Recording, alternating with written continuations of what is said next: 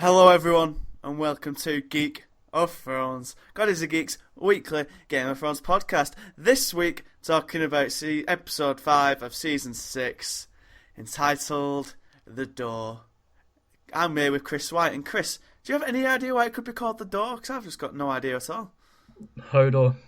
Are you sure? I can't think at all. You did go on with a joke then, you made me like an idiot. Oh, I'm sorry. I thought you. I'm sorry. Of course I know what it Feel like I meant! let you down. You were meant to go along with it. I have no idea what could The Door possibly mean.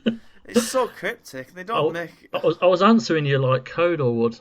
That was so where I was you going. misunderstood my joke, and then I misunderstood your joke, and it was just another big mess. What a beautiful way. Don't worry, guys. Well, there'll be lots more jokes that we'll get right later. I promise. Probably not. Who knows? It's not a very funny episode. No, it was, but it was sad. But I obviously, think there was a fucking hilarious scene. But we'll get to that another time. Yeah. How are you, my friend? I'm all right, mate. To be honest, yeah. I rewatched it this afternoon, and it's just reminded me how heartbreaking it was. Obviously, we're going to talk about it later, but it's just I tell you what, it was probably my favourite episode, just for the fact that the amount of just the kind of the way it's progressing, the way certain scenes were shot. It was just a really good episode. I really enjoyed it all the kind of way through. So not agree more. It's the third highest rated episode on IMDb with 9.8 of the series. Pretty sure only. Yep, of the whole yeah. series. I'm pretty sure it's only Hard Home and Red Wedding that high. Wow, that's amazing. So I fucking loved it. And yeah. I thought it's the best of Game of Thrones and what it is, making such a insignificant character the main focal point. But we'll get onto that. Yes. Strap in, listeners, because this could be a fucking long thing. I've spent literally every night of the past 4 days reading every theory imaginable. My mind is about to melt with all the possibilities this episode has opened up. But shall we crack on? Let's go. I'll get my fucking deluge of paper with all my notes on. Go for it. The episode opens with Sansa sewing, which I guess is to show the passage of time since last we saw her. Then she gets a letter and she asks how far away Molestown is, and that's where she goes to meet Lord Peter Baelish. And then they have a discussion. Sansa battles him down. She says, if you didn't know about Ramsay, you're an idiot. If you did know, you're my enemy. She makes him say what Ramsay did, kinda similar to how she made Jon read out the letter. I thought she's not letting people carry away from stuff. She was very threatening. She said she was making Brienne fucking scary as. And Baelish, I thought, was the first time we've seen him clearly rattled. Yep, the only time I can ever think of him being rattled was when Ned choked him in episode 1. Yeah, and then not episode 1, was season 1. Yeah, that's going back a bit. Yeah, when he thought that, and that was because he nearly killed him because he thought he was lying about Cat. And even then, that could have just been him going what he planned. So we had this meeting as everyone thought, and I think the question is he telling the truth and is he genuine with his apology? And then is he in control of this situation? Is it going how he planned, or is he genuinely rattled? And is this like a something he has to think about and readjust? Well, you could say that about everything, every scene he ever does. Like I'd like to think that he genuinely, like you say, was rattled for the first time, and that he actually doesn't know what's happened, what's going on, and he didn't know about Ramsay. But then we are talking about Peter Baelish. There's a good chance. I mean, he knows everything. He knows everyone. There's a good chance he knew exactly what Ramsay was like, but he, on the same thing, he didn't know that he would do something like that. I think there's good debate either side, because I'm pretty sure when Baelish was at Winterfell giving Sansa, I'm pretty sure he said something to Roose along the lines of, it's rare that I've not heard anything about him or something like that. And it could be like Roose is actively trying to quash any rumours of his son being a fucking psychopath. Yeah. So it could go either way to me, but it's like is it the mythos of Baelish that we think he knows everything? But I don't think he did know. I genuinely think for one of the first times in Game of Thrones, it's a bastard son up in the north, miles away from where he's been operating. Yeah, it's not out of the question. He's been under the radar. But then, then another question we can go to this. Sansa obviously doesn't. If she doesn't believe him, if she does believe him, she doesn't care. So it's irrelevant, really. But He tells her that Brendan the Blackfish Tully has retaken a river run. Now, has he? I know. It'd be weird for him to put Sansa in harm's way like that and lie, I think. Especially if he's trying to regain her trust. So I do think he has. Probably, which would be cool. I reckon he's retook it with a band of brothers. So we'll see Beric and Guy and Forrest and Mir again, potentially. Yeah. Which could lead to all kinds of fun. Mm. But, yeah, do you think he has? And if he has, why was he telling Sansa this? Like, was it to see... If you get me, like, he can tell her this information, and if she acts on it, he knows that he can still influence her. Whereas if he completely ignores it, he knows that she's gone. Yeah, I mean, it's the same thing like with Ramsay. Is he leading into harm's way on purpose so he doesn't... Because, like, if he knew about Ramsay, he was leading her to potentially a death. If this isn't happening, he could be leading her to a death again. It seems a bit... I don't know. I'd like to think that we're going to see him again. So I'm sure he... I think he's got a feelings at heart, at his best interest. The one person other than Caitlin that he ever really cared for. And maybe he's just craving for someone to feel that way back that isn't a psychopath. Maybe. So that's, that's what I'd like to think. So we think Baelish here is telling the truth in everything he says. Yes. Do you think there's any alternative motive at all for him telling her that the Blackfish is there, or is he just doing it because he's giving a gift back, trying to redeem himself? I really hope it's genuine. I'd be disappointed if it wasn't. Okay. But again, we just don't bloody know. No, right. So on the other side of the coin, is Sansa correct? Is Sansa stupid or not? I know she wants to get away from Baelish, and I think the way she handles it all, like, it's again, she's finally showing that she's grown and learned. Yeah, but I think, go on. Is she foolish to not at least bring his army up? Oh yeah, definitely. I think she's still learning in that respect, but she's gone.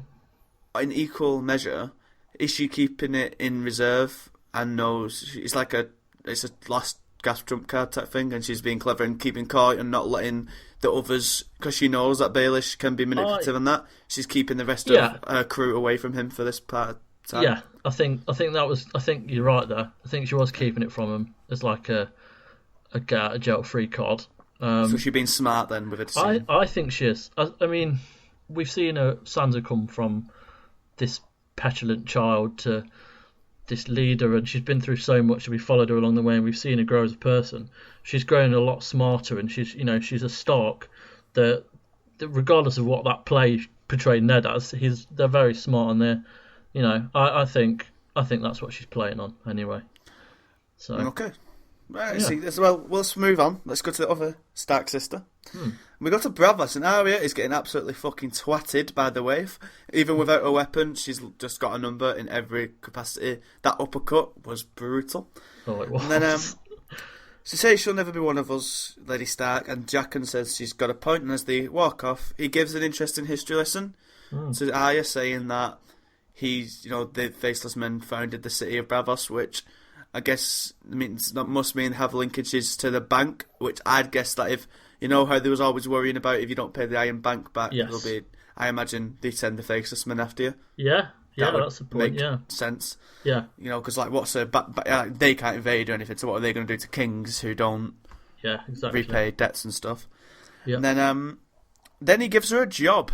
Now, is there anything else you want to talk about in this this brief scene before we get to the job, shall we say? The only thing I'd like to mention is the waif. It feels like she's not regressing at all, but she seems to have a genuine hatred for Arya. And when she kind of wants her to bite by saying you'll never be one of us, Lady Stark. She's referring to her last name. Mm-hmm. She's not one of them anymore. She's kind of proven that that's what that's what I think, and I just think the waif.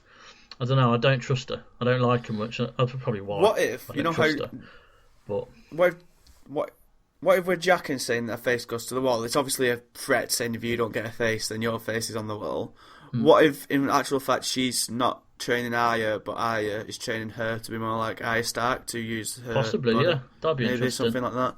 Yeah. I don't know. It's weird. I like what they're doing in Bravos-ish, but I don't know where it's going. I can't foretell where it's going, which is a little frustrating because you don't want it to be right when you predict where it's going. Usually, because you want it to be beyond what you can comprehend, but you want to have you want to be able to predict it, and I just can't with this at all. No, I completely agree.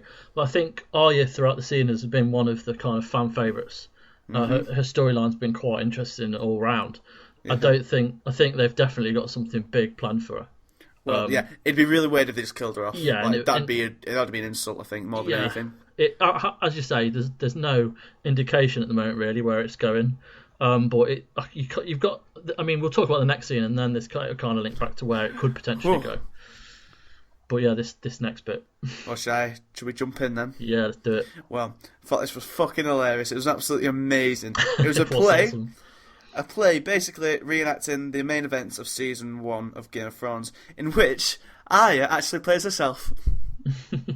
You think she's in the actual happenings of that event, she was in the crowd looking sad whilst everyone else was enjoying it. Yeah. And in the play, she was in the crowd looking sad whilst everyone else was enjoying it. Genius. Now, this is obviously, Jack knows what this play is about, and he's sending her as a test, Yeah, definitely. And she's failing. Quite miserably. Yes. Yeah. Alright. Because, she's watching these events, and I think she kind of discovers that about Sansa marrying Tyrion at this point as well, and stuff like that. Yeah, because she's not going to have any clue. Yeah, and she sees the bad representation of her father. She gets it she gets the event reminded to herself. Yeah. And she's not holding up right, is she? Not in the moment, at least. So I wonder where that goes. Everything seems to be a test from Jack, but going on with the actual play, there's some big actors in this. I know. The dude who plays King Rob is John E. Grant, who I don't know, but he's apparently big. Right. And the guy who plays Ned Stark plays a sergeant in Hot Fuzz. Richard E. Grant. Yeah. Oh, is it John? Oh, Richard E. Grant. Sorry, I may have said John. That's all right. Yeah, that's cool. The guy who plays Ned is a guy out of Hot Fuzz who's one of the sergeants in the place. Yeah, the woman is she's in the Babadook. She's the mother in that horror film that everyone loves. Fucking hell, is that who it is? Yeah. So there's a lot of it, big actors in these. Well, they're obviously going to return in some capacity, but they did this play and I thought it was fucking hilarious. It was just so authentically. It felt exactly how a Shakespearean play in those times would be, with all the murmurs, I think they're called, and everything. It was quite funny with how they did it, like fart jokes and how they rhymed. Say as well, do you find it interesting how they represent certain people in this part of the world, and how either how this story's been spun or how they see it through their eyes? Yeah, it was dead clever. Because they see Ned as a buffoon, which he's an idiot for what he did, but he's not like a rude buffoon or anything. No. They see Cersei and Joffrey as like sweet and innocent, mostly, and they see Tyrion as evil and the one manipulating everything, and they don't have Littlefinger at all, which just goes to show how under the radar he is, even though he was the guy who orchestrated it all. So I found it interesting the story they've spun. Very kind of pro Lannister, don't they, as well? Like you say, the way they portrayed them. So is that one of the reasons? Is it the story they've spun? If you remember, they were in charge of the Master of Whispers and everything. They can get the word out of what's actually happened and stuff. They can spin it in their own way, and I think it's pretty clear that they have, and it's gone far and wide to tarnish the Starks' representation but keep theirs upright, I suppose. And then And I want to delve into a theory on the dude who plays Robert Stark. No, Robert Stark, sorry, King Rob Baratheon. Yep. His character, the guy who plays him, so the character, if you get me, this is confusing. Yeah. So the person who's playing Rob in Game of Thrones, the character of him is called Nanzumbo or something like that, and I'm not saying that right at all. And basically, in the books, so I only read this today, is that he is it's called a Master Murmur or something, and he is associated with the House of Faces because apparently he's like a trainer or he takes apprentice fistmen on or something. Right. Okay. So could this job not actually be a job at all, and just seeing if she can kill someone who's seemingly innocent. Possibly, yeah. When actually it's all just a setup and she won't really kill her. Yeah, that'd be cool. And then, otherwise, will Arya be able to go through and kill someone who's... She's a Stark. Will she be able to get over that Starkness and kill someone who is seemingly innocent? I don't think she would. She's never felt fully kind of converted to this cult, as I would see it. I don't think she would. And I think with that being a test, she won't go through with it. Okay. Backstage, we get quite another funny scene full of warty dicks, and yeah, beautiful that was. I was watching it like fucking at it was about 2:20, and I was like, whoa, fuck me! And I found it funny that the episode was directed. The episode was directed by a man called Jack Bender. He's a legend, that guy as well. He did a load of episodes on Lost. Yeah. Jack Bender, and he has a fucking frontal of a dick. Like, come on, you can't write that type of stuff. It's so funny. Right. So now I actually found it funny how the guys criticising the actress who says two lines felt very like stereotypical Hollywood type thing. How like, proper wanky criticisms of stuff that's so like don't make sense or anything. And then we meet Lady Crane, who seems nice and everything, and Jaqen goes back to Jaqen to report. And then, Jaqen foreshadows the whole episode when he says, does death only come for the wicked and leave the decent behind? The fucker. And then Arya asks one too many questions. So why is she asking, like, who is she and why does she need to be dead, who paid for her and stuff like this? I don't know. Could she possibly maybe doubt him what they stand for? With the kind of... They seem like a kind of a cult that will just take money from the highest bidder and kill off whoever. It doesn't matter if it's for the right price. I just feel something's not right about it, and maybe she's starting to see that because she is more than what they think she is, because she's a Stark and she's got the right to ask questions because of the kind of person she is. Do all faceless men trainees get trained in this way, or are they just special for Arya? I don't know. I don't know. Like the normal people, do they go there to train? Or what? Because essentially, Jaqen saw Arya way back, didn't he, in season 2 or 3? So maybe the person who was being Jaqen was. We don't know if it even is the same person at this point. Yeah, probably not. But it seems like a different way of going about it. So maybe they don't train everyone the same way as Arya. So I don't know. Or maybe because she's a lady of the Starks that she's being trained differently. I don't really know at this point. Do you want another interesting wrinkle from the play scene that I've just remembered? Apparently, the play could be a play called The Bloody King, it might be called, or something like that. Okay. Which, in the books, is written by someone whose first name I can't remember, but his last name is Farrell. Okay. So, all linking, like, could Syrio return at some point and be a faceless man, in fact? That'd be weird. It would. It's all interesting, all very interesting, but, who knows? But another thing, I was like, remember when we first met Jaqen? He said his introduction was, "This man has the honour to be Jaqen Hagar." He never said, "I am Jaqen Hagar." Yeah. He said he had the honour to be. Yeah. So I think the person we see now as Jaqen isn't the guy we met. Yeah, that's It's all weird. I like how they're shining a bit more light on it, but it needs to start. That's the only. It feels like the only like plot line that's. It feels like it's repeating what he did last year. Scouting, coming back and telling them what she'll do. And then it feels like it's wheel. That's the only one I'd say its wheels are spinning a little bit, but they need to push on, I'd say.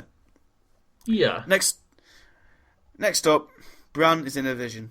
He's at a weirwood tree with the children of the forest, and then there's a pattern with the stones around it. Did you recognise this particular pattern from anywhere? No. Well, do you remember how we've seen dead bodies plastered in such artistical styles by the White Walkers? Right. Well, there's one exactly in the exact same pattern in season 2 with dead horse heads, I think it is.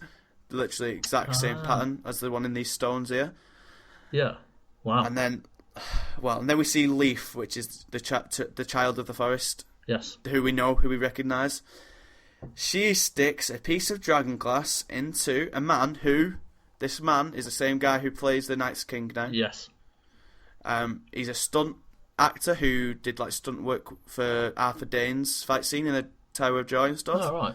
and he's now played. They used to have an actor called Richard Blake, I want to say, something like that. Richard Blakely or someone who played him last season, the Night's King.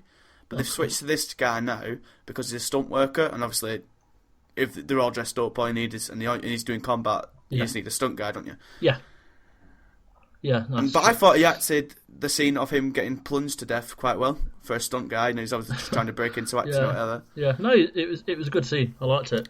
But it gets revealed that the children of the forest created the White Walkers, and fuck me, when this was revealed, I was like, what? This could have been an episode ender, like on its own. I think this is so significant. It's not like it affects what's going on now, but it's like the reveal last year, 2 years ago in season 5, when they showed that they made White Walkers from the baby. Yeah, it was that type of reveal. Yeah, I mean it's kind of cool because it gives purpose to what they do, what they're doing. They were brought in this world to kill men. Yeah, and that is exactly what they're doing. And to me, it humanises. It gives them a bit more sympathy because they're not doing this because they want to. They're doing this because they were made to by the children of the forest. And I think it's better for them to have something about them. I can understand the arguments of they want the mystery, which makes them terrifying. Yeah. But I feel like them being, because without the mystery, they just felt like a force of nature, and forces of nature aren't exactly as entertaining or as interesting as sentient beings. Yeah. Which these clearly are. Yeah. But yeah, they created. Then Bran comes out of his vision, talking to Leaf, and she says that we had to create them because we would be slaughtered by men. And wow, what a fucking reveal! Like, what went wrong? Do you think when they created these? Because basically, what happened was first men came over, started slaughtering the children because they are children. They have magic, but they're easy to kill because they're small. And then because they realised that they can spy using the trees, because they can talk, go through the trees and stuff, they started cutting them down. And they were at war for like 2,000 years, I believe. And then, because they were getting slaughtered, they obviously created these White Walkers. Yeah. What went wrong? What made them did they just come out of control, or did they rebel? What happened? I don't know. So there was obviously something's happened to them to despise men. But I mean, you look just in general at Game of Thrones and what man's done so far. Is it a reflection on that? Is it a reflection on real life, how man damages the environment, like that kind of thing? I'm not too sure at this point. I think they've got full reason to hate man for the kind of things that we witness on a weekly basis on Game of Thrones. So yeah, it'd be interesting to see what the actual thing was that made them go to these lengths. Hopefully they show it soon, because the White Walkers, it looks very much now like they are in it. They're not just going to be popping up once a season. Well, I think we'll see him lots more this season, and we all know what I think about that specifically. Yes.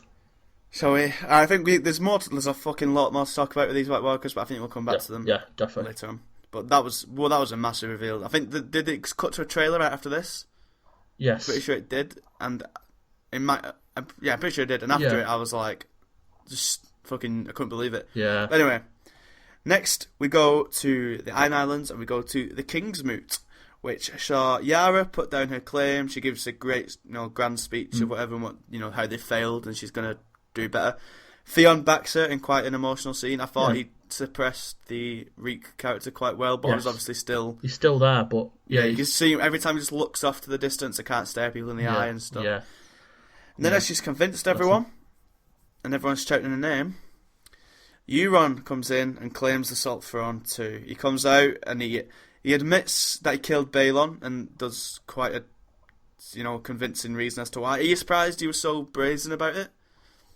No, because he's a fucking psychopath. From what we've seen so far, I wasn't surprised. Okay. So yeah. Then Yara and Tyrion. I've just got T for notes instead of Theon. So Yara and fuck me. Yara and Theon even try beating him down, but he batters them back each time. Like Theon tries to say, "You were here," and then you were out gallivanting, and then the cock jokes come back up again with a vengeance. It's like, come on, lads, can we not? Yeah. How many cock jokes have we got this year?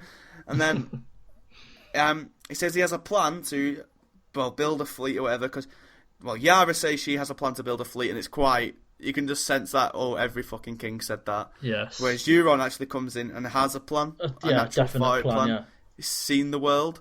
He took Dany, and he says he wants to take Dany, seduce her to be his wife, and take her ships, give her ships to go and conquer Westeros together. Now, did he burn Dany's ships in episode 1? Because why would why would the masters want to burn them? Because they want her to leave. And in the scene when they are debating, Tyrion and that are debating with the masters, one of the masters says, "I offered her 10,000 ships to fuck off." Mm-hmm.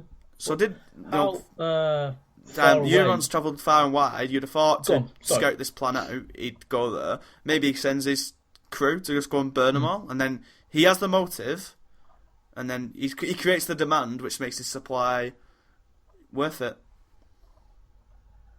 Yeah. Do you reckon he did it? Yeah, possibly. I mean, if he sent his men to do it, because like my thoughts is how far away is it from the Iron Islands? That's the only like. But he came back on his own, so there's a good chance he sent people to do it, and they could meet somewhere along the way. So yeah, that could be potentially what have happened, because as you say, there's no real kind of motive for anyone else to do it at this point. So yeah, that'd be clever, and that would keep her in the island. So yeah. What did you think of Euron's plan? Do you think it's a sound one? I was like, that makes sense. Fair play. Yeah, I think to him, in theory, it's a clever plan, but we all know what Daenerys is capable of, and what she's done so far. So she isn't going to be as easily seduced as he thinks she is.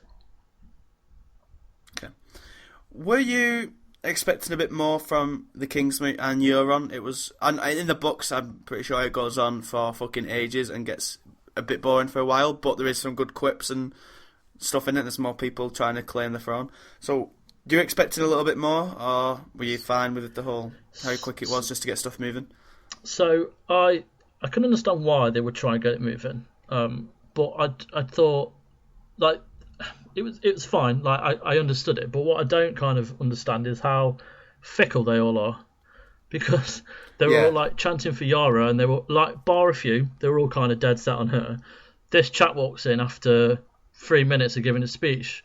They're essentially it feels like they're all turning their back on Yara and chanting for Euron, but then at the end of the scene, it's like, how many fucking people were there? Because there's fuck tons of ships, so who was actually left to cheer Euron? I don't know. It was a bit weird for me, that bit. But I feel like it's one you have to explain away, like by saying, maybe the only people voting were the High Lords, and the High Lords keep tradition, but then the sailors and the warriors are all for Yara, but they don't have a say in it. No, true. But I think the actual scene where they bestow the kingship on it is just, I thought it was incredible. Like, well, I told you about this, didn't I? And how I thought this is usually how they just christen everyone to the god. Yeah. But they changed it to make this the king ceremony, and I quite liked it. I like how they don't give him CPR or anything. He has to bring himself back to life. Yeah, that was excellent. Yeah, I thought all of that was pretty good. But as you say, like I say, he gets crowned in a really good like drowning ceremony, because it gives their words. It gives them like context now, doesn't it? Definitely, yeah. And then, as you say, while that's happening, no one thinks to guard the ships or Theon and Yara, and they escape with the best ships. Now, if you remember back to a couple of years ago, Yara says she has a fleet of 50 ships or whatever, and she has people who are loyal to her and all that. And there does look like there's a lot of fucking boats there, but can we say 50? Should we say we have 50 ships, and then there's other little boats going out to her to meet her to form a crew? So yeah, I'd say that's about accurate.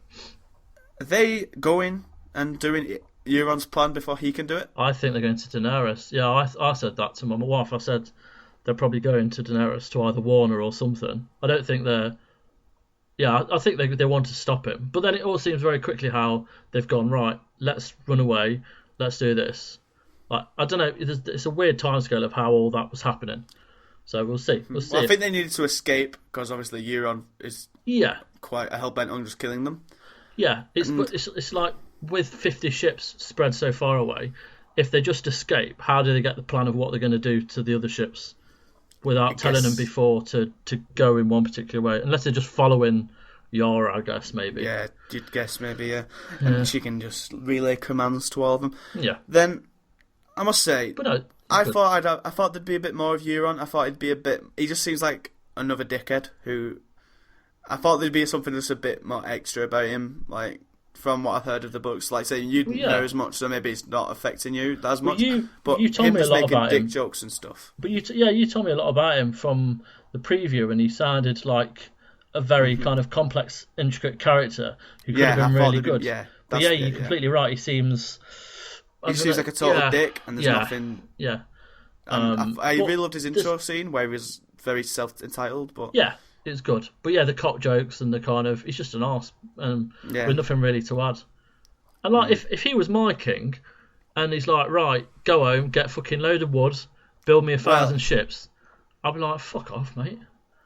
I was going to say how fast are they going to build these 1,000 ships? We're surely not going to see them again this year. Not fast. Or at least definitely 2 episodes at least. Yeah, there's not going to be 1,000 ships. It's not going to happen for a while. So I want to interest a here. So let's say Yara and Theon get to Dany first. Does this give? Obviously, they have Grey Worm and Varys, who are both notable eunuchs. Does Theon meet them, talk to him, and then get confidence in his own being, and finally kills Reek because he has confidence and doesn't need his dick to be a man or whatever like this type of stuff? Yeah, I think quite possibly. Because he's kind of always been a dick, pardon the pun, but he has been quite a kind of cocky, like like he's just a bit of a twat. So and he's not really grown at all. So to go to one of the smartest men in the whole of the kingdom, like it'd make complete sense. It'd be good as well. It'd be a very interesting dynamic to see them two together. He not only is Varys smart though as well. He's like compassionate and kind. Yeah. And, like, you know, we know that he looked after the children because they were his little birds before Finger did it, and like how he cared for Tyrion and stuff after the battle, and how he like his friends with him and stuff like that. So I think that could be a nice way. If they're not going to kill Theon, which would seem natural end to his arc, really self-sacrifice, it'd be nice for him to finally quash Reek by reaching fulfillment. Yeah, definitely. I think that'd be a better way to go for him. Well, speaking of Dany and co. We go to Dany, Dario, and Jorah overlooking vast Dothrak as the smoke still cinders off the temple.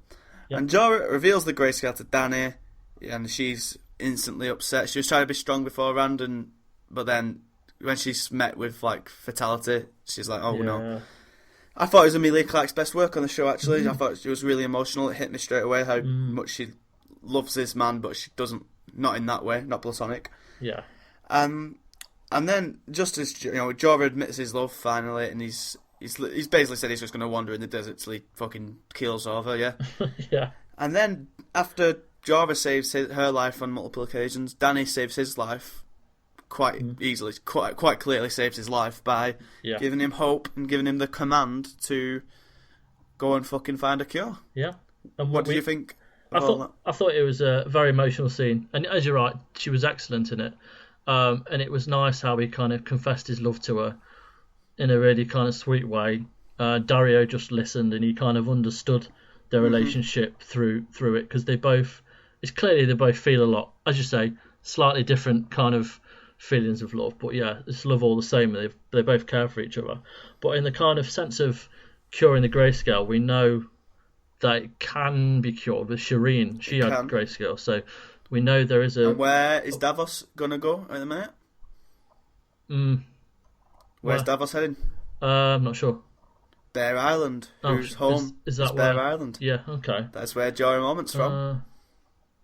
Oh, fucking hell, of course it is. Yeah, because Links. Is that where you see Jorah ending up?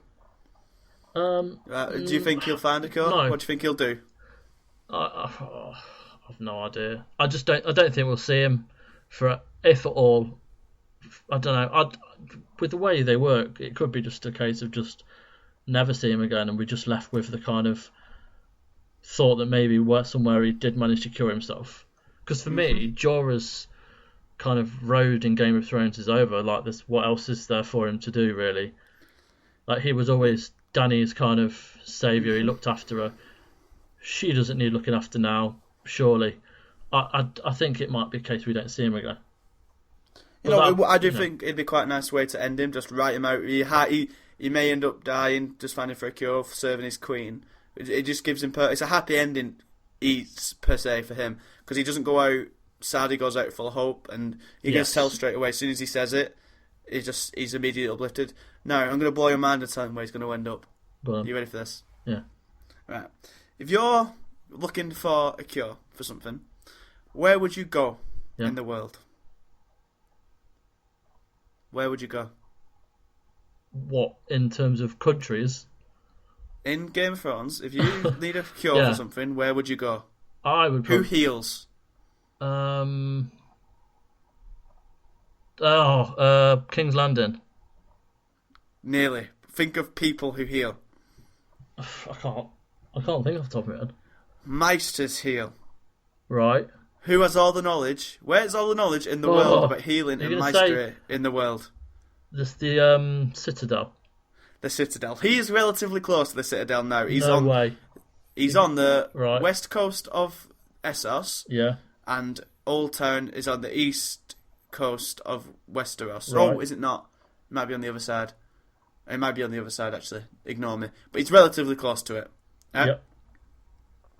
Okay. That'll be so he could go to the Citadel, because that's where, reasonably, you'd go to find a cure for something. Yeah. Who else do we know is going to the Citadel? Sam. What if... Who does Samwell know? Who is Samwell best friends with? Jon Snow. No. What if... No. What if Jorah and Sam meet at the Citadel? Jorah tells Sam about Dany and dragons. Sam tells Jorah about Jon and White Walkers, and it eventually gets revealed that they're related through R plus L equals J. Open parentheses, also M, close parentheses. So, Jorah, either cured or not cured, sends or takes Sam to Dany, who tells Dany about the White Walkers and that you've got fucking Dragonfire, we need fucking Dragonfire to make Valyrian steel and to kill White Walkers and Whites. You need to get to the north as quickly as possible to cure these things. Sam knows Jorah's dad, because he was the Lord Commander. Sam also knows Dany's uncle, because he was the Grandmaster at the Wall. Master Raymond. Yeah. Sam also briefly knew Shireen, because Shireen was at the Wall when he was at the Wall. Yeah. I'm pretty sure I'm saying. Yeah. I might be wrong there, actually. No, they were, because they had a little chat. Yeah, that's right. So... Fuck me. Sam's gonna end up going to Dany, and look, who's there? It's Theon and Yara with loads of ships. Let's take them over to go and melt some fucking ice zombies, and then we unite the snow and ice, the fire and ice, to go and take King's Landing. Fucking hell, you've just done it, mate. And Tyrion can vouch for Sam as well, because he knows Sam, because he met him at the Wall. Yeah, you've solved it. You've solved the Game of Thrones. We finally have Jon and Dany together. Yeah. Fuck me, that'd be amazing. Get on that. That'd be a way. Yeah. Even if Jorah doesn't die, Jorah can just be the one who sets the tiles in motion. Yeah, that's legitimately possible.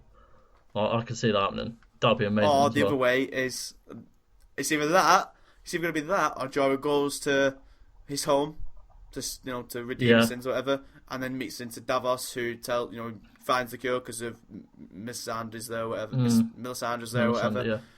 And then, because obviously Jon's got his sword, technically, and all that. So there's linkage. He could go either way, but I really hope he goes to the Citadel. Fucking hell, yeah. I've been reading theories off my head. So good. Yeah, no, that could happen. We're only on... There's so much more to do. There's so much more to talk about. It's quite scary. Go. Right, the squad are in Marine. They are discussing how their pact with the Masters has worked, which Tyrion's noose has done him well so far. Tyrion's also acted smart again. He needs, he wants to get the word out about Dany stopping it. He needs to be Dany, all that type of jazz. Yeah. So we're finally introduced to the Red Woman, Kinvara, who has an amazing jawline and pretty eyes. She's also wearing a ruby. This is quite similar to what Melisandre wears, but the man is not wearing a ruby, and they're not that. Now, she says that she always wants to help and will do so, and then Tyrion is all in. He's not asked. Sweet, buzzing. No need to negotiate or anything. But Varys takes issue. He points out that Stannis was supposed to be the one who was promised. He points out the flaws in fanaticism and stuff like that. And then Kinvara talks about her philosophy and how everyone's where they need to be because the Lord says so. But then she begins to talk about what happened to Varys as a child, something he fucking very distinctly points out that he doesn't tell anyone, hardly anyone. She says, you heard a voice in a fire, do you remember what it was? Should I say what it says? And Varys is squirming. Yeah. Like, we talk about Peter being unsettled, but Varys he doesn't look comfortable in his own skin at looking at her. So how the fuck does she know? Is it just God stuff? How does she know all this, I guess? I don't know. I think to me, I've doubted kind of Melisandre and the Lord of Light and all that kind of thing. But I mean, we have seen a lot of stuff come true and happen. It could be legitimately something to do with the Lord of Light and the religion is true, and it's because how else would she know? Exactly. Who do you think the voice was? The Lord of Light, Rolo, or whatever then? Possibly. I don't know at this point, but it's quite possible it could have been. What do you think the voice said? Don't know. Why, have you got something? No, I've not. I'm just curious. I couldn't find anything about this. I can't think of anything either. No. My only inkling as to what it could be, if it's not the Lord of Light, is that it could be one of our little green seers north of the wall, because we now know that they can affect the past and talk through whispers and stuff. Oh yeah. Don't worry, don't worry. We're gonna get deep into that shit. Yeah. I'm gonna go easy on it for now because I actually want to get through this podcast before I spill everything on you. Is she good? Go. Yeah. Is she good, Kinvara? Like, is she being honest? Is she saying like I want to help the Queen and stuff? Yeah, I think so. I think she's just about as good as Melisandre has been, and I know you can take that however you want, but they believe what they're doing is for the good. So I think she's as good a person as Melisandre is. I'm not saying she's a good person, but she seems genuine in what she believes, so I don't think she's out to kind of hurt anyone in particular. Other than the whole burning the people, the non-believers, that's kind of fucked up. No, yeah. So yeah, that was a bit. Yeah, but then that's what religion is. It's that kind of fanaticism that if they believe something, then that's it. You know, if they believe that it's necessary to burn them all, then that's what will happen in their eyes. Okay. Is Tyrion being dumb by doing this and bringing the faith into it? And does it mirror what Cersei did in King's Landing? A little bit, but he looks genuinely scared of her. But I think it's a bit presumptuous on his part, but he seems, I don't know, he seems genuinely kind of unnerved by her. So at this point, I don't know what he's doing. I don't know. Okay. Well, I think it's interesting. I'll be interested to see if we see her again and what her motive is, because there's clearly something. But we do know that the Red Priests support Dany, because we saw the one in Volantis who was with her, and we saw the dude talking when he was knocking about Meereen. So they do support her, but she seems oddly threatening for someone who supports the regime. Yeah, exactly. Yeah. But I think it's just because she quit. I think it was a show of power to show that she could, Yeah. Yeah. Yeah, because he had just spent a few minutes kind of talking down to her. Yeah. Varys did, and so she just wanted to show him what's up. Yeah. Yeah. Right. Bran is bored in the cave as everyone sleeps. He goes into a vision. It's the same place as last time, but it's devoured by winter. Did the Children of the Forest, by creating the White Walkers, create these mad winters as well?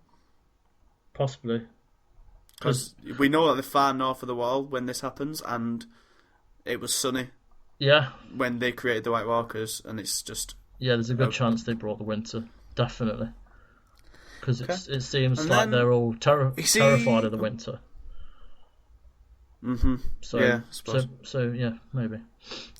Okay. He sees an army of whites and decides to, when you see an army of whites, you walk through them. There's a great shot of one missing half a head you actually see later as well in the cave, which I thought was quite funny. Yeah. Which I guess confirm that it's like the same time that he's walking into the current time period. Yeah.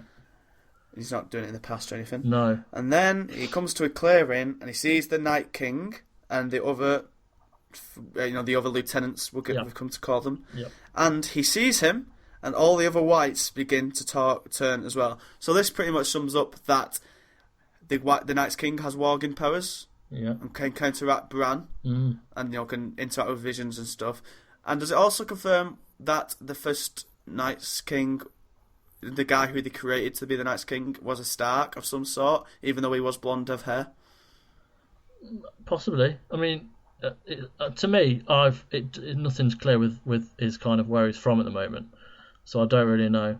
But there's a good chance. I mean, you mentioned it last week, didn't you, about him possibly being a Stark? Mm-hmm. So we'll see. But yeah, you definitely think he is a warg. Like, he definitely. That's how he's counteracting Bran and can see him and can touch him. He's obviously got something. I mean, it's as if all the kind of the powers in the whole of the kind of this universe are related somehow. Yeah, you took the words out of my mouth. It's because the children of the forest created the White Walkers, and it's all their magic in him. Yeah, and they existed before everyone else, so there's a good chance it's all connected somehow. But yeah, I think he can walk because of the fact that he managed to get into the tree with his powers. So yeah. Okay. So then he touches him, and then Bran wakes up screaming. Bran says he saw me, right? But then the three-eyed raven immediately asked if he touches him. Which to me, he knew what was going to happen. He knew that this was going to happen and was waiting for it to happen, if you get me. Yeah. Like, you wouldn't would that be a question you immediately jump to? Like, did he touch you? I guess it could be if you knew what the consequences were. But I think he was confirming that this was going to happen, and he knew it was eventually going to happen. Well, so he knew his own death as well. Yeah, so for me, like, when earlier on in a couple of episodes ago, when Bran's saying, how long do I have to be here? And he's like, when you know everything, literally means like everything, and with things that happened in the past, time traveling, everything. Well, it means even more now, doesn't it? Yeah. So when everything means so much more. So when he knows that he touched him, because he knows everything. Exactly. So yeah, I think it's all linking, but I definitely think that Three-Eyed Raven knew that what his death was, and that this was coming. Definitely. He says he's marked and they have to go because the magic makes the mark makes the magic void for magic reasons. And it's time for Bran to become him, which is interesting, especially when we think of time and what happens and stuff. Yeah. And what does he mean exactly by become him? Right. He's not him, is he? Like, he's not him. I don't think so. Because obviously at the end, I've read theories about who Bran is, but so we'll talk about it later. But I don't think it is the Three-Eyed Raven. But I think it just means he has to be the one to know everything. He's obviously the most important. So he's like role. Yeah, he's obviously the most important character in Game of Thrones now. That's been quite clear. Like the power he can have, everything. It's just. What do you think the Three-Eyed Raven is? Is he like Father Times, and he has to be like the safeguard of time and make sure everything happens as it's supposed to be, but he doesn't know how things are supposed to be. He just does stuff that makes them happen as it's supposed to be with his influence. Yeah. Because we're going to delve into the time stuff soon. Yeah. But basically, Bran can't do anything that would stop him doing what he's become. He can only do stuff like unknowingly, which makes stuff happen. If you get me. Yeah, he can only fulfill whispers loops. in the he can't wind. do his own loops. Yeah. And if he if he's trying to do his own stuff, that'll end up being what always happened. Yeah. He's only going to fulfill loops. Bran won't be able to go back in the past and stop Jaime pushing him out the window. No. Because that means he'll never become a warg in the first place and nothing will ever happen. Because that would be a paradox. He can only complete loops and basically everything that's happened, as he says, the ink is dry, which is true. He can't change anything. He's just the one who's going to end up making it happen, but he might be able to influence the future. Yeah. If he knows how to do it. Yeah. I think we said we're getting into this too early. Yeah, let's do it at the end. And then he finally says Bran says, "But am I ready?" And he just goes, "No," which was quite ominous. Blunt, yeah. And he drags him into a vision, which more on later. Yes. At Castle Black, they're planning on how to get more men. Sansa is trying to play the game, and I think Davos outsmarts her a bit with his worldly knowledge. I think she's trying to be a bit coy, so the fight for the North. But it's like, mate, you killed their dad. Chill out. They plan to recruit the smaller houses, and then they argue about they having the Stark name and stuff. Do you think Sansa can and should legitimise Jon? She can, but I don't think it's going to happen with what other events might take place with his kind of him being revealed to be Targaryen, possibly. So I don't think it's going to happen. Exactly. Yeah. Okay. So we'll see. Okay. But yeah, I think she can, but whether she will, I don't think that's going to be. I think it's going to happen. Okay. And then she tells them that the Blackfish is retaking Riverrun, and then she lies when Jon asks how she knows. She says it was a raven to Ramsay, and doesn't reveal that Littlefinger is told her. Why? Because they all think Littlefinger's a shit, and they'll think he's lying anyway. Whereas if it's from her, they'd be more inclined to believe her and go after him. I would believe Littlefinger. I think knowing that it's from her, they're more inclined to believe that. Okay. Yeah, I agree that. I believe that's a bit of it as well. I think that's kind of the strategic way. But I also think, do you not think as well that she doesn't want to admit to playing his games and look weaker and going what he said? Yeah, possibly. Yeah, it would not make her look as strong as she is, I think, by doing that. Okay. Sansa, in the next scene, Sansa is telling Brienne to go to Riverrun, but she doesn't want to leave Sansa on her own, and then Brienne, absolutely fucking hilarious. She goes a little meta, so she calls Jon brooding. Yeah. And then her complaining about the fellow with a beard, and it's just gold, absolute gold. Sansa has no answer to her why she lied, but at least it's not so we say. She gives him a look when they're around the table. It's not just, I mean, the look he gives her on horseback. He's curious, isn't he? Insane. Don't wait yet, because I won't. I can't. But it's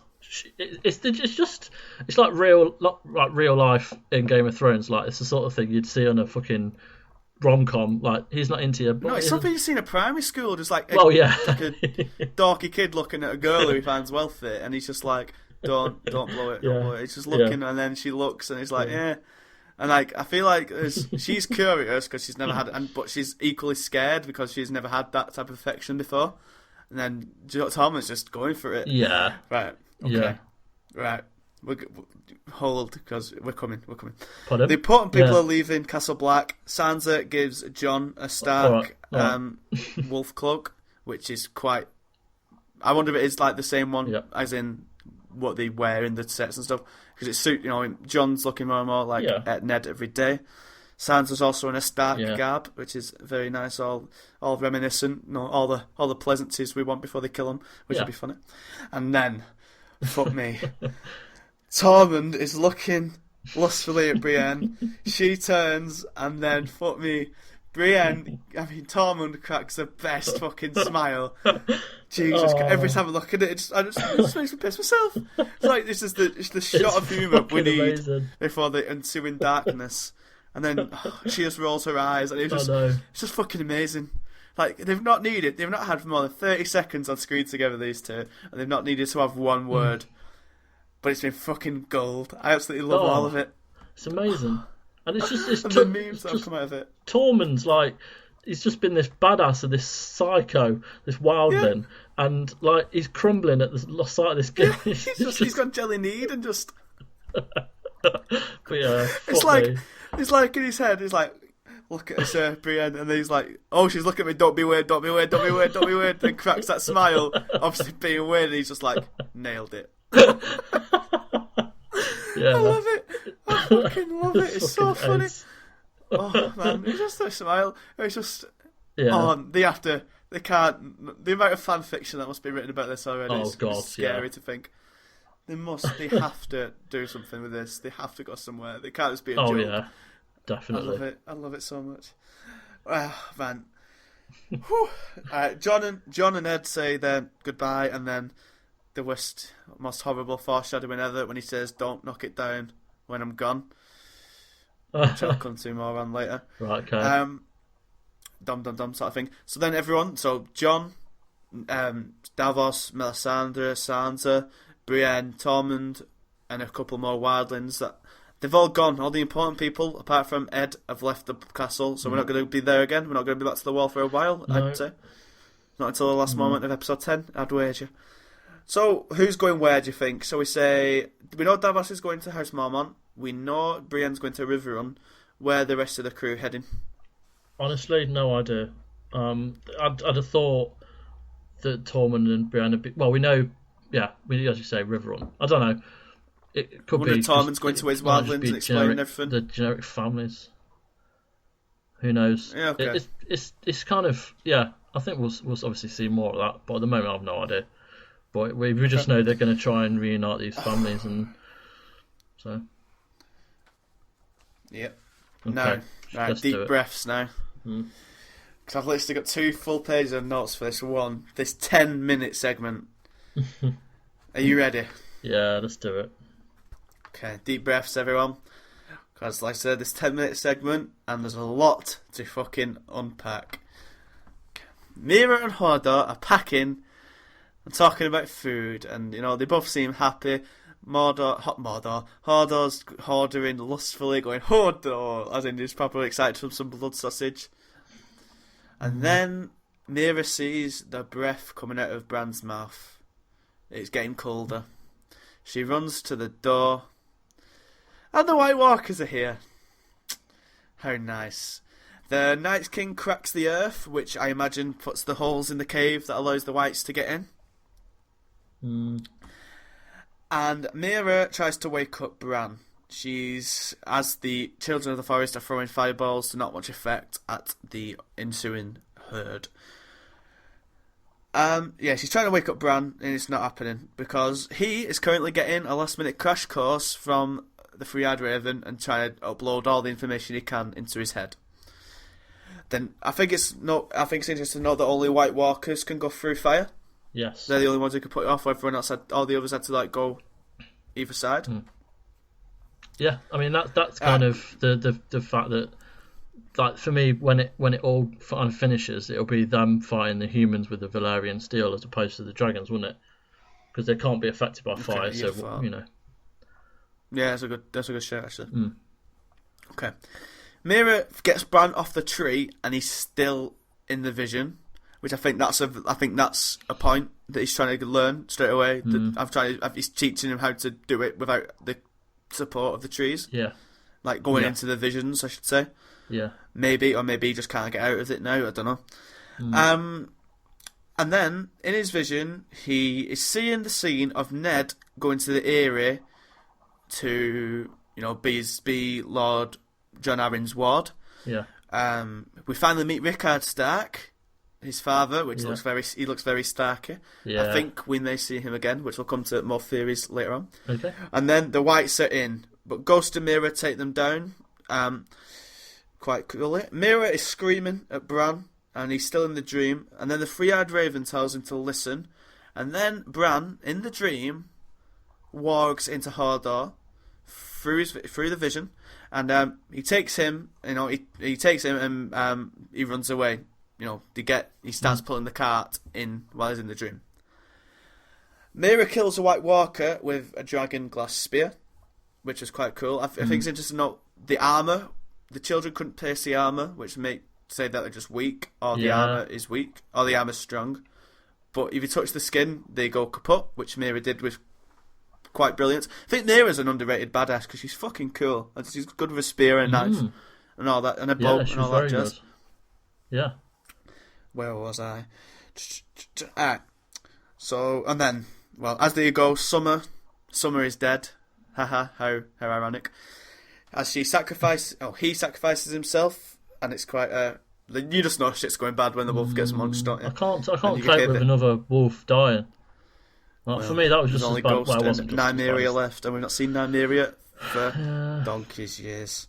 No. They're running down the hall, and the Night's King kills the Three-Eyed Raven while they're still in the tree. He uses that weird... I'm pretty sure it's still a horn, what his weapon is. The horn that I told you about. Yes. But I'm not sure at this point. It definitely looks like a horn, doesn't it? It's an awesome... It looks awesome. It looks really good. And so they're running down the hall in this tree, and they're being chased. And it's fucking terrifying. Like, they're all on the roof, and it's stuff of nightmares. So they're all coming at them. And then the Leaf, whatever she's called, sacrifices herself. Do you think ice powers power that grenade? Because it glows blue? Yeah, definitely. Well, they gave the walkers the power. So they've obviously got control over all elements and all kind of weathers and all everything. So I do, yeah. When she's getting brutally fucking stabbed, it's just horrific. That bit for me is. Mm-hmm. But she's not even feeling it. It feels like she's left her body. Yeah. You know what I mean? How she's not even reacting. Yeah. So I wonder if she's maybe gone into the tree or something like that. Possibly. I wonder, because we're just. I'm just going to, like I said, we're just going to read through it all and then we'll ask questions away because there's a lot. Where was I? Right, then they get out. Mira takes Bran and she tells Hodor to hold the door. This comes through the vision, and then as Willis hears it, he sees Bran. And then his mind snaps. He starts having a seizure and screaming, "Hold the door!" And as Hodor holds the door in the present, he's getting munched by all the whites. He's definitely dead. He gets stabbed and everything. He gets torn apart. And Mira escapes. Hold the door. As the young Willis is having a seizure, he's shouting, "Hold the door!" And it eventually morphs into Hodor. Hodor even. She disappears into the snow. Hodor holds the door. And he is dying. He dies and is born simultaneously in this one scene. Fuck.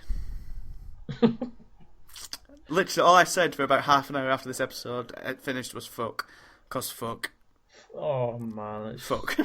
It's just, like, obviously it's sad. But it's sad because Hodor is just, like, the most noble, caring, sweetest character in Game of Thrones, and the fact that he dies in a horrific way is just even more heartbreaking. I mean, the fact that you don't see it happen quite as much as you might have done with another character was a bit kind of, well, it was better than having his head squashed like a watermelon, is what I'm trying to say. But it's just the scene. It was just beautiful, and the fact, like, Jack Bender is a fantastic director, and that whole scene is just beautiful. Like the music, the kind of pace of it, the fact that the young Willis is there, and his acting as well is so, like, it's incredible. The fact, and I know he's kind of just repeating this one line, but it's the way it kind of flows. He's 19 years old and has only been in 2 things.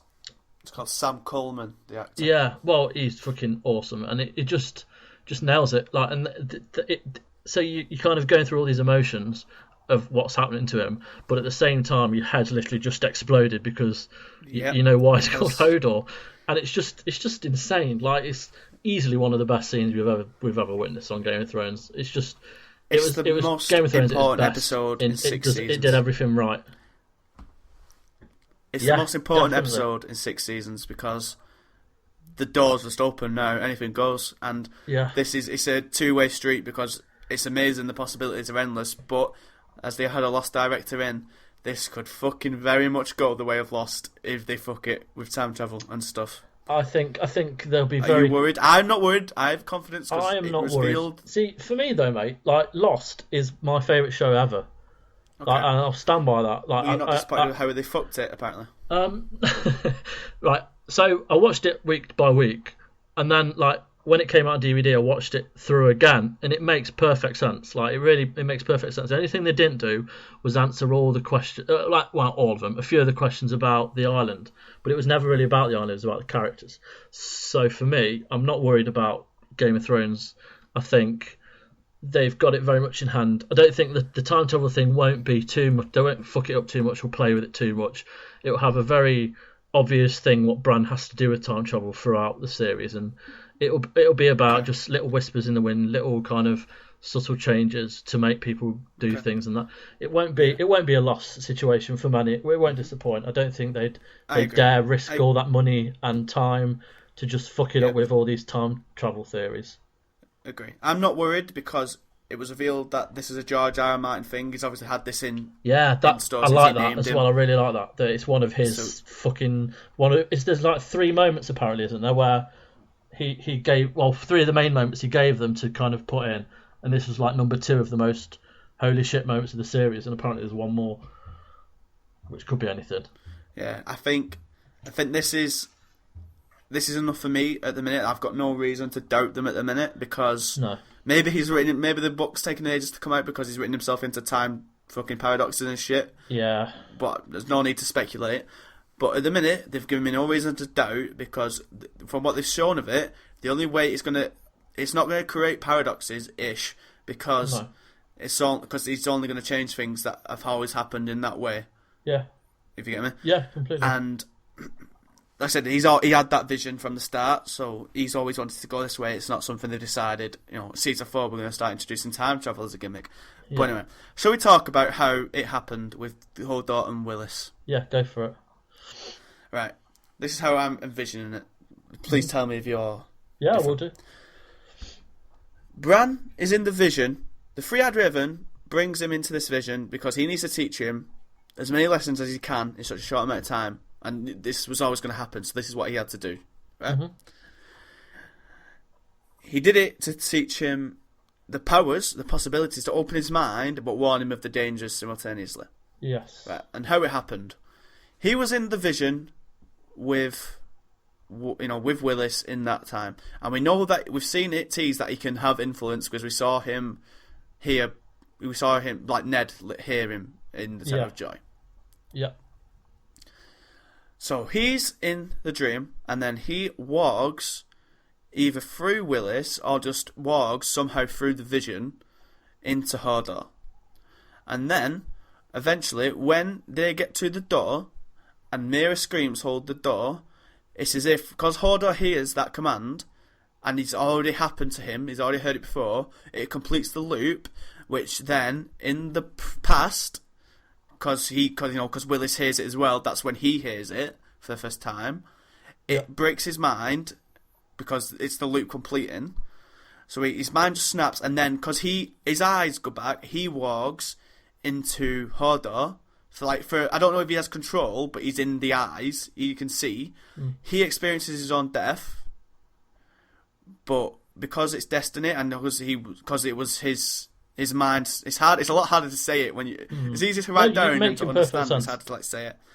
Because he saw his death, he always knew it was coming, and like I say, his mind snapped and couldn't handle because it was in 2 places at once, in the past and the future, or the present and the future, however you want to look at it.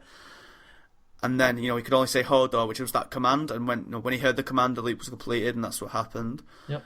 But I don't think he was Bran or Hodor. I don't think Hodor was forced to close the door, hold the door. I think he chose to do it, fulfill his destiny. Yeah.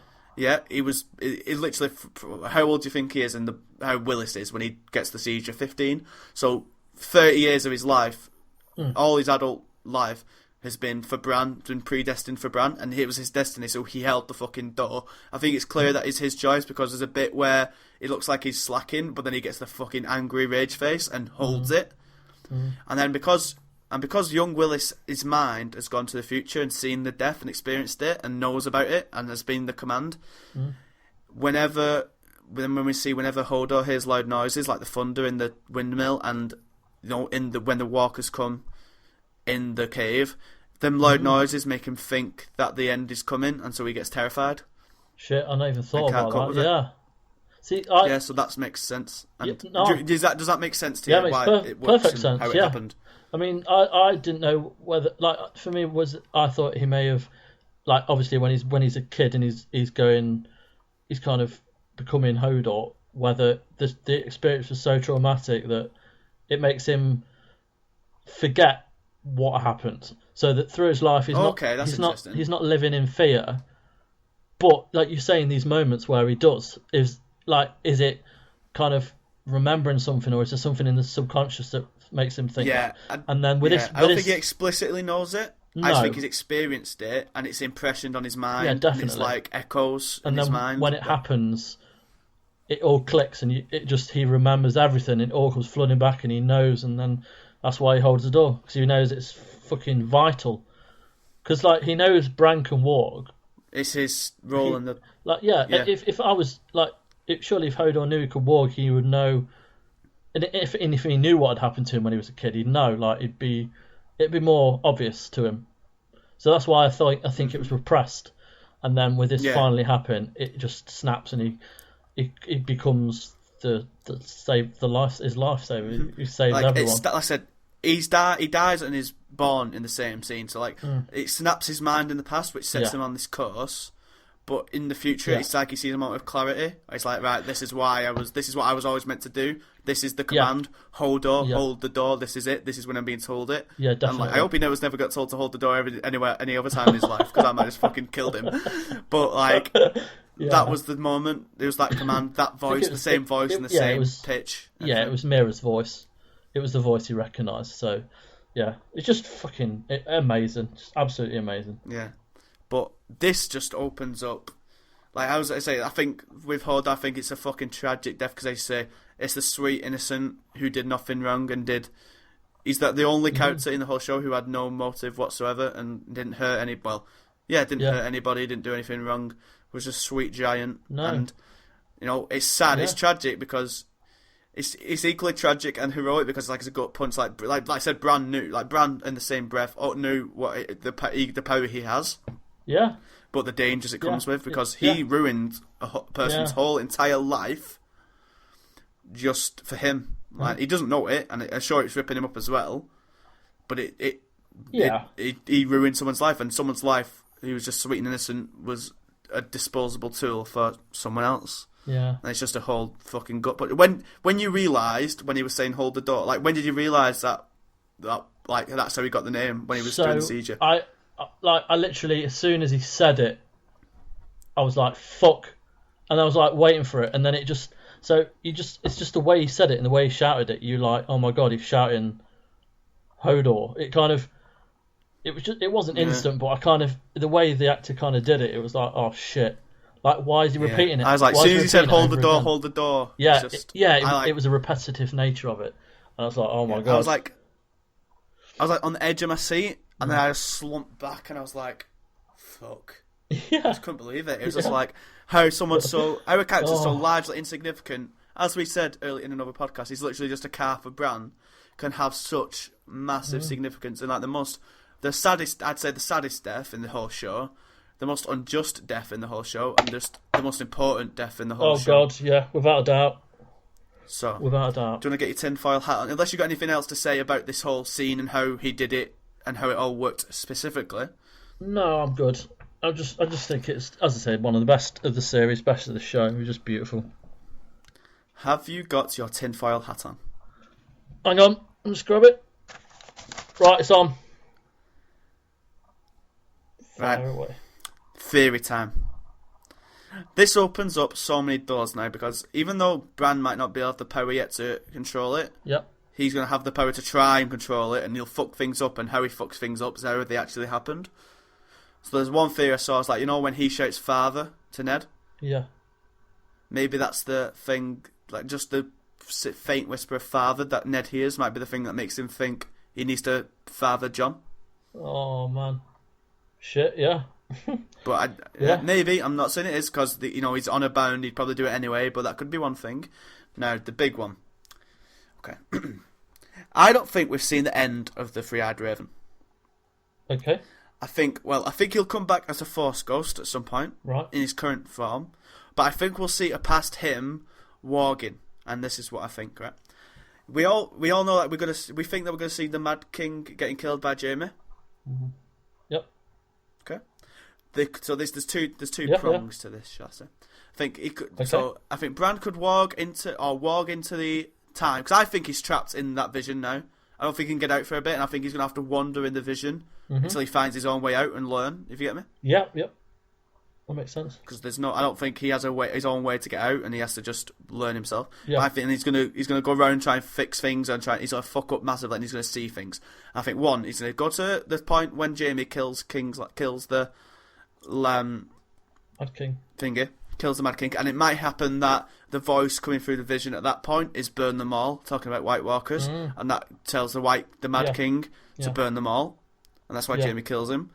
But but we all know the Mad King was mad anyway, and this is a one I think. I think we're going to walk into the scene at some point where we see Rickard Stark and Brandon Stark going to the Mad King to demand Lyanna Stark back. Yeah. And I think Bran will be in this scene, and he'll see the Three-Eyed Raven next to the Mad King, whispering in his ear and stuff to make things happen. Yeah. So very, very the dude in Lord of the Rings type stuff. Yeah. And it's going to cause the Three-Eyed Raven needs Bran to be born, but Catelyn Stark is originally betrothed to Brandon Stark, Ned's older brother. Yeah. The Mad King killed Brandon Stark and Rickard Stark by burning Rickard in his armour and putting a neck brace around Brandon, and as he tried to reach his sword to free his dad, it choked him to death. It's quite sad. I think it'll transpire that the Three-Eyed Raven had to make it happen because he had to make Brandon die to make Ned father Bran. Wow. Yeah. Yeah, I think that's one. Yeah. So I think we'll see the Three-Eyed Raven manipulating stuff. Yeah. And there's another thing. There's a good theory that the Three-Eyed Raven is Targaryen or half Targaryen. Do you want me to get into it all? Okay. Yeah, of course. Okay. There was a king many years ago I think he was called no, I can't remember his name. But basically, he was known for being a top shagger and he had loads of bastards. Right. On his deathbed, he legitimised all his bastards, which, as you can imagine, caused for quite some conflict within the Targaryen household. The four great bastards are Brynden Rivers, also known as Bloodraven, a guy called Bittersteel, and then a girl called Shiera something. And basically, the theory is, the Bloodraven became Brynden Rivers, and he was on the Targaryen side. He was loyal to the family, whereas Bittersteel went against and kept making rebellions of Blackfire, which is like the inverse of Targaryens, because they were from bastards and they kept trying to rebel. Everyone was quashed because Bloodraven, or Brynden Rivers, became the master of spies at King's Landing and stuff. Right, okay. And his saying was, with 1,000 eyes and one. And he was like this really terrifying spy. Everyone thought he was a sorcerer and stuff. Yeah. And all that. And he ruled. And he basically was the king for a bit because the king after him didn't care about ruling. Yeah. So and all this. And basically, because he was a spy and everything, he saw everything. Yeah. Basically, the Three-Eyed Raven is supposedly Brynden Rivers. The Targaryen. Or half Targaryen or whatever. Yeah, that'd be good. So he'd be related to the Mad King and so can go back and see him. That's what I'm getting at. It's so complex. This, honestly, it fucking melts your mind looking through all this stuff. No. To kind of use all this, it'd be quite. You're right. It might be getting into lost territory. So whether they do or not, Maybe. whether it's just theories, but yeah, there's every chance that he could have been someone, because he's kind of been there forever. It feels to me like it's a mantle passed on to somebody else when someone else. The point is that he's about 130 years old in reality, which you could buy. Yeah. Yeah. Is there any other? Have you got any theories you want to have before I jump on? Just the main kind of one I was reading about was. Have you got any theories? Yeah, with Bran the Builder. So, you know how this person called Bran, who was like one of the Starks, built the wall and Winterfell. The one I heard is about that Bran, not that he is Bran, but that Bran had a say in the wall being built to stop anyone from getting into Westeros. So Bran the Builder was actually either Bran or who's named after Bran because he had a lot to do with it. So I mean that's one of the main ones I've heard. So that could be quite interesting. That makes a lot of sense to me. I think he could be anyone in history at this point, and I think that's a solid thought. Yeah. So yeah, I mean I've not read that many more. Just a few. The one about Bran's voices. The voices in the Mad King's head were Bran's, but we kind of touched upon that, you know. But it could be anyone. But I'll listen to some of yours because you seem to have quite a few. They're quite good. Well, like I said, I think we'll end up seeing a Force Ghost Raven at some point. This isn't off book knowledge or anything, but I think he died connected to the tree. So I imagine he's still in there somewhere. Yeah. And we'll see a force ghost of him coming back and helping Bran maybe escape the dream eventually when he's broken or something. I think if Mira's in a panic now, she's the thought is that she would head south back to the wall. We know that the mark on Bran's arm has just destroyed all the magic in the cave. If he passes the wall, will that destroy all the magic on the wall? And will episode 10 end with the big bad walker coming with his horn and blowing the fucker down? We've had John fucking foreshadowing it. We don't knock it down while I'm gone. We have the mark. Or will they be smart enough to realise that, and will they cut his arm off or something before they go through? No, I think you're right. I think he'll lead them there. Wherever he goes, he'll lead them, and who knows that the mark doesn't kind of take its soak into the whole of the body, and it's not just about the mark. It's in him now. You know, he's got the mark inside of him, so wherever he goes, they're going to follow. If he goes south, he goes to the wall. If he goes anywhere, they'll follow. That's the thing, and we'll talk about the trailer at the end, obviously, but they're in it now. They're in it again. That's it now. There's going to be a chase on, so I think they're just following wherever. Yeah, I think. Remember Jojen? Yes. Remember when he used to have seizures? Yeah. Is that because he knew his own death and everything, and he knew what stuff was going to happen, but because he had the power, he could come overcome it? Quite possibly, yeah. Yeah, that's a good point. No. Yeah. I think stuff like that. I think Bran could literally be... We could find out that Bran influenced everything now. It could be him who ended up influencing himself to climb the wall in the first place. Yeah. And stuff like that. Yeah, definitely. He could be anywhere. He could be anywhere and anything. That's why this episode's so massive and yet terrifying, because the possibilities now are endless. Yeah. But that can be bad at times. And there's other theories. The other theories I've got are for stuff like endgame stuff, where it might end up being... I think Howland Reed and the Reeds will play a much bigger part, because they're the only ones who know what happened in the Tower of Joy now. Well, Howland is... There's rumours of Howland on the Reeds having Children of the Forest blood in them. So I reckon it might transpire that there's... Do you think all the Children of the Forest are dead?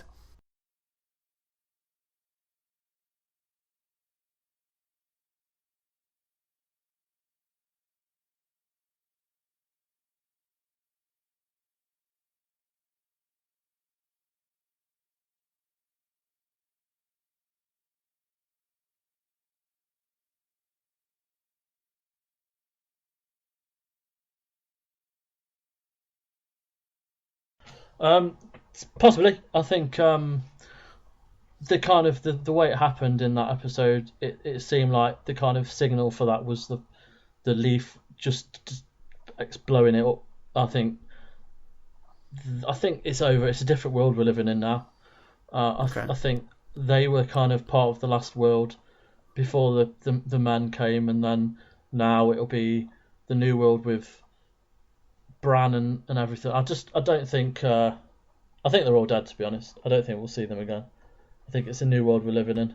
See, I think that we might see them somewhere else in the world. I think they might be where Howland lives, in these swamplands where all the people are small and no one ever sees them because they hide in the reeds and stuff. Okay. I think there might be something. And there's a massive theory about the Isle of Faces, the God's Eye, which is the...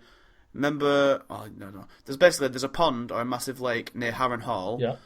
And there's an island in the middle of it, and in 12,000 years of history, no one's ever conquered it and stuff. Okay. And that's because that's where the pact between the First Men and the Children of the Forest was made. Oh, right, okay. That's where they first said we have to come together to kill the White Walkers and stuff. Cool. And there's a theory, there's a big theory, or there's a big thing where, before a tournament in Harrenhal, years ago, Howland Reed went to that isle for a bit and apparently learned lots of stuff. He had his own type of teaching thing. Yeah, okay. And then he went to Harrenhal and he got battered by 3 squires. Yeah. Right? And then, disgusted by this, a mystery knight called the Knight of the Laughing Tree, because his shield, the shield was a werewood that had a smiley face on it. Yeah. And apparently this knight had loads of misshapen armour and everything, but he came on and he battered the 3 knights of these squires, and the only prize he wanted was an apology for Howland Reed. No, the big theory is that the knight wasn't a man, it was a woman, and it was Lyanna Stark, and this started the friendship of the Starks and the Reeds, and that also, apparently the Mad King wanted to find out who it was. Rhaegar found out and then fell in love with the woman. Okay, that's how all that links. That'll be easy to fit in. There's so much stuff now, like just reading the books and just coming up with everyone's theories and how everything could go. Yeah. There's so fucking much, and I'm so excited because they'll probably all be wrong and they'll have something completely new that no one predicted in them. Do you know what? Just think of a time when Game of Thrones isn't going to be on the telly. How sad a place is that going to be? It's going to be a very sad place, isn't it? Like it's just amazing. It's like the one show where this kind of thing exists. Like I've heard theories about other shows before, but it's so rich. And I know the books because of the books, but it's just a great world, great show, and it's just amazing. And the fact that it could end up anywhere at the moment is also great. There's no real end. We don't really have any clue what will happen. Well, we kind of know that there'll be some form of ice and fire war maybe, but other than that, it's just so open. So, I'll tell you how I think it'll end. Like fantasy, I think to get rid of the actual White Walkers, or to like quell the war or whatever that's to come. I think someone's going to have to sacrifice themselves and become the next Night King, who is clearly a warg and can clearly control them all. And I think it's not the night. I don't know. I feel like Jon or Bran or someone is going to have to sacrifice themselves and be the next Night King. I think that's how it ends. Bittersweet, but I don't know because there's so many other characters that doesn't breed that conclusion into, and it could go either way. And I'm fucking so excited. Like next week now, God knows what happens. But I will say, I feel like we're going to get Tower of Joy. I don't know. I feel like Tower of Joy has to be somewhere, and if Bran wants to see that, then that could make him maybe will his way there. Yeah. And then, definitely. I don't know. He needs to see stuff, and fuck knows what's going to happen. But, man, what an episode, eh? Oh, like, phenomenal. we're going an hour and a half, nearly enough. And yeah, it was just ace. Absolutely amazing. Well, I've got one more theory when we talk about next week's episode. Okay. So we dive straight into the channel. We're going to talk about the trailer for next week's episode now, so tune out if you don't want to hear about it. But I've talking so much about theories now, so what's the hell? Mira is getting chased and lost in the woods. I think Benjen Stark is going to come to the rescue. That'll be I so think cool. It's going to transpire that Bran ended up telling Benjen to go out into the wilderness and wait for me.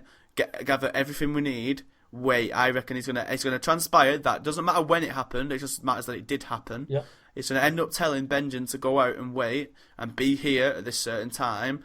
And then that's Bran's obviously still gonna be in the vision, but Benjen will show. Remember in the trailer, there's a slight second footage of a guy with like a fire mace battering someone. Yeah. I think that'll be Benjen battering some white out the way, getting to Mira, and then he'll say something like, who are you? What are you doing here? And he'll say something like, he sent me, or he told me to come, something like that. Yeah, that'll be spot on. That'll be it. And we're gonna have Benjen Stark back. Yeah, that'll be amazing just to see him again. He can't come at a more important time as well. Exactly. It's gonna be so. That's Benjen to the rescue. Next up, Sam returns home halfway there, and his castle is dope. Yeah, that's one of the most nice looking places in the fucking Seven Kingdoms. It's like like an ancient Greek temple or something, isn't it? Yeah.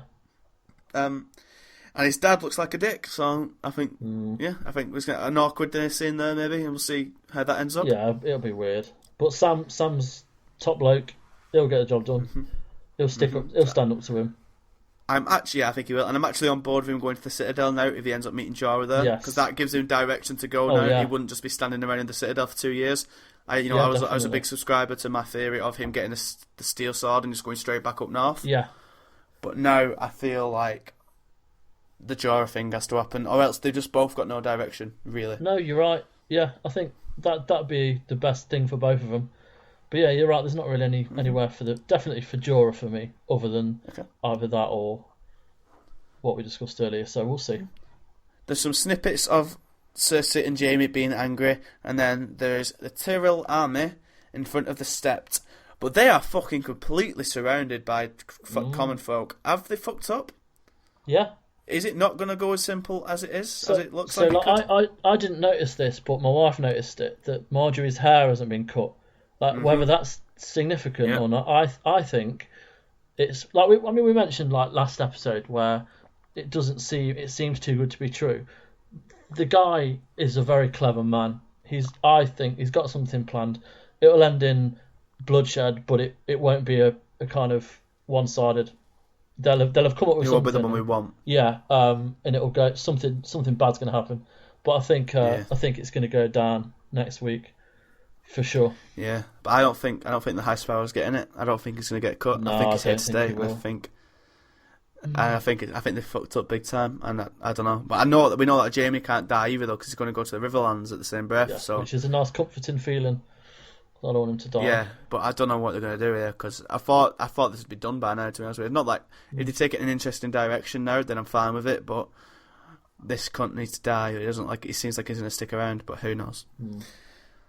And then finally, Dany and Daario are just chatting, and she just says she's a ruler, she takes what's mine, and I imagine that's the scene when Drogon flies over and all the Dothraki shit themselves. But apart from that, not much else is given away in this episode, is it? No. But then again, not much was given away. Yeah, it doesn't mean anything, does it? Do you think anything? Can you see anything going down here? Other than the fight, Jaime kind of not dying. He ends up elsewhere. Whether that's to get people to come back to King's Landing or not, I don't know. Or whether he flees because they've been completely overrun. Maybe Cersei's up there with him. We don't see that in the trailer. There's no reason why he couldn't take her, because they've fucked it. Maybe, but I feel like a civil war is just going to start and all the streets are going to be chaos, but both sides will be safe in their castles. So what would happen? What would happen with Marjorie? Do you think? Imagine. Do you think that she's not with the High Sparrow, but they obviously hate the Lannisters. She could be. I think she's smart enough to play him as well. Like, she can manipulate men. Yeah. And I think she could be smart enough. She can act on his power streak that he's got going. Because obviously she's married to Tom, and the Tyrells have power. You're right. It could be just a way to kind of get one over on both of them. So yeah, it'd be interesting though. But yeah, I don't know. I think there's interesting ways they could go, but. Is there anything else after this monster episode left that you can say, Chris, about this episode at all? Any other lingering thoughts or feelings or whatever? No, just how overwhelming it was. I just can't wait for the next episode. I know I say that every episode, but they're just so fucking brilliant. Yeah, I think they've really kicked on I love how I'm sure it has felt like this before, where it feels like it's moving on, but it really does. The pace is incredible. Mm-hmm. Like a lot's happening and it's moving forward, and we're seeing conclusions, we're seeing paths towards an answer. It's just very good this season. It is. It's cracking, as I predicted it would be, and I'm very happy I stuck with it. Anyway, that, my friends, if you're still with us, if you're not fucking it's not melted by now, has been Geek of Thrones, GodisaGeek's weekly Game of Thrones podcast. If you like what we do here on GodisaGeek, then please go to patreon.com/GodisaGeek. Give us a couple of quid, lets us do more podcasts, more videos, more writing, lets us do more stuff for you. You can catch all that writing on GodisaGeek.com. You can get on youtube.com/GodisaGeek for all our videos. You go to Twitter @GodisaGeek and Facebook.com/GodisaGeek for all our content and whatnot. And you follow me on Twitter @MyBrosky. You can follow Chris on Twitter @FirstAvenger83. And Chris, I don't think there's anything else to say, but say goodbye. Goodbye, everybody. It's goodbye from me. Hold the door.